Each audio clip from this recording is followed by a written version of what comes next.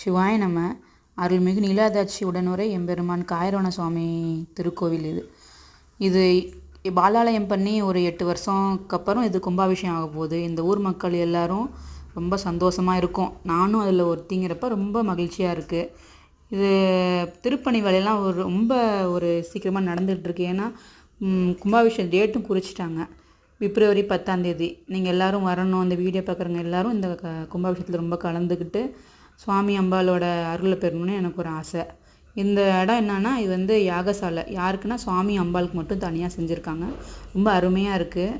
அது மாதிரி பார்த்திங்கன்னா, இது இந்த கோவிலோட தலை வரலாறுன்னு பார்த்திங்கன்னா அது சொல்லவே முடியாது. அவ்வளோ ஒரு சிறப்பாக இருக்குது. அதை நான் உங்களுக்கு தனியாக வீடியோவில் எடுத்து நான் போடுறேன். பார்த்திங்கன்னா இந்த கோவிலோட திருப்பணி வந்து எவ்வளோ சீக்கிரமாக ஆகுமோ நாங்களாம் கற்பனையில் கூட நினச்சி பார்க்கல. இவ்வளோ சீக்கிரத்தில் ஆகுமா, முடியுமா, இன்னும் கொஞ்ச நாள் தானே இருக்குதுன்னு ரொம்ப கவலையாக வேறு இருந்தோம் சில டைமு.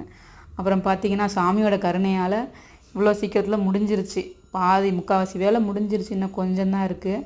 பார்த்திங்கன்னா இப்போ தியாகராஜ சுவாமியோட யாகசாலை பூஜையும் அங்கே நடக்கிற இடம் இந்த இடம். அப்புறம் கோயில் கொடிமரம் வந்து அவ்வளோ சூப்பராக இருக்குது. மரம்லாம் வந்து இறங்கியிருக்கு. இந்த வீடியோ வந்து நெக்ஸ்ட் வீடியோட கண்டினியூ ஆகும், பாருங்கள். தேங்க்யூ.